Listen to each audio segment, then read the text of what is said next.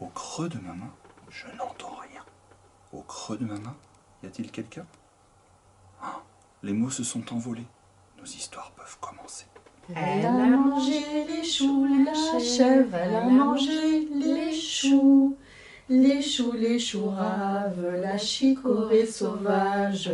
Les choux raves et les pissenlits. Elle a mangé les choux, la chèvre, elle a mangé les choux. Les choux raves, la chicorée sauvage. Les choux raves et les pissenlits. Elle a mangé les choux, la chèvre, elle a mangé les choux. Les choux raves, la chicorée sauvage. Les choux raves et les pissenlits. Elle a mangé les choux, la chèvre, elle a mangé les choux. Les choux raves, la chicorée sauvage. Les choux raves et les pissenlits. Elle a mangé les choux, la chèvre, elle a mangé les choux. Les choux raves, la chicorée sauvage. Les choux raves et les pissenlits. La princesse au petit pois, un conte de Hans Christian Andersen, adapté par Agnès Catala, illustré par Hilaria Falorci, histoire pour les petits. Il était une fois un prince charmant qui cherchait une vraie princesse à aimer.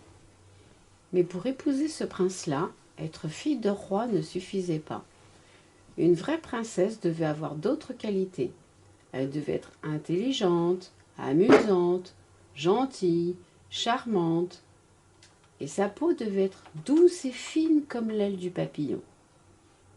Pour trouver sa princesse, le prince prit son cheval par les rênes et il partit au galop faire le tour de la terre.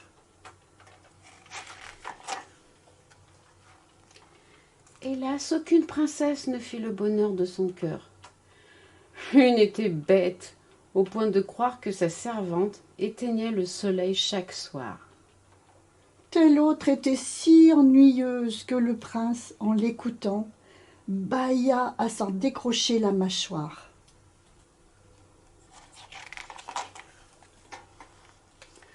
Passons sur celle qui n'avait rien d'extraordinaire, sauf pour qui aime l'odeur du chou vert. Partout le prince croisait des princesses, mais jamais elles n'étaient vraies. Au bout d'une année, il finit par retourner dans son château, seul et le cœur gros. Et là, il se mit à rêver qu'un jour, sa princesse viendrait.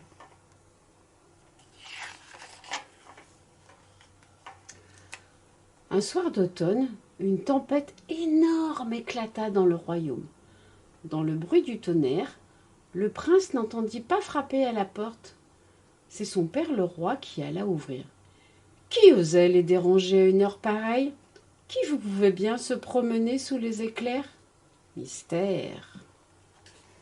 Une jeune fille se tenait dehors sous la pluie. Elle disait être une princesse. Pourtant, elle n'avait pas fière allure.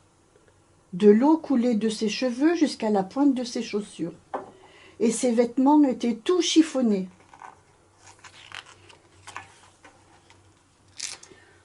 Nous allons vérifier si cette demoiselle est une vraie princesse, décida la reine. En catimini, elle alla dans la chambre de l'invité et retira le matelas du lit. Puis, elle déposa un petit poids sur le sommier, empila 20 matelas sur le petit poids et par-dessus ajouta 20 édredons en plume d'oie. Son travail fini, elle fit entrer la princesse et lui souhaita une bonne nuit.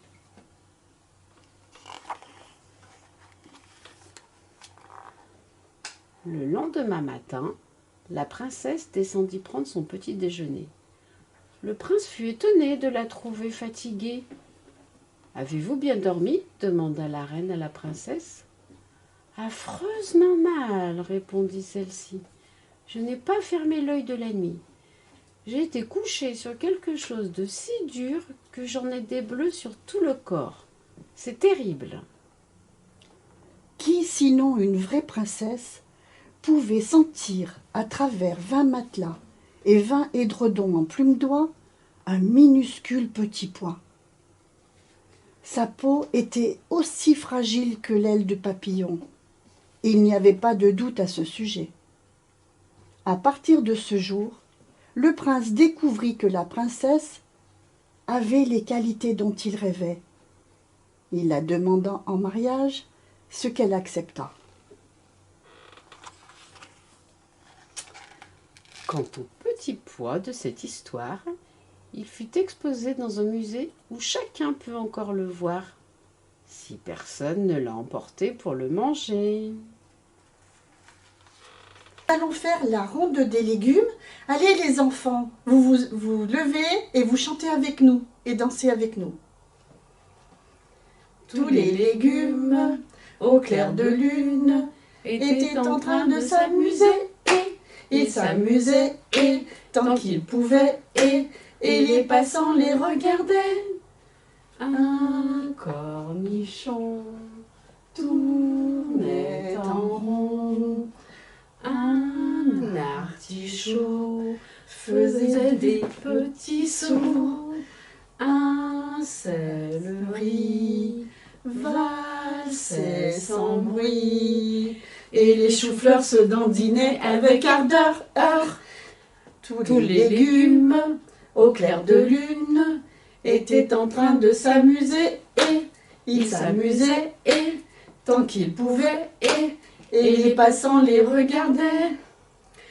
Un potiron tournait en rond, un salsifis se faisait tout petit, une pomme de terre sautait en l'air et les choux-fleurs se dandinaient avec ardeur.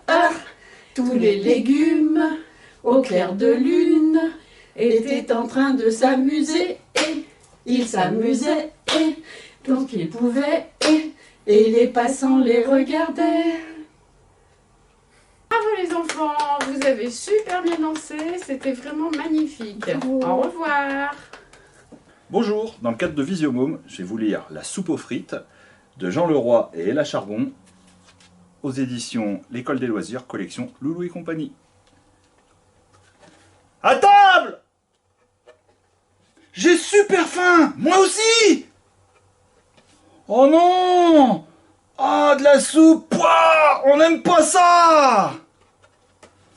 Attention, ce n'est pas n'importe quelle soupe, c'est de la soupe aux frites.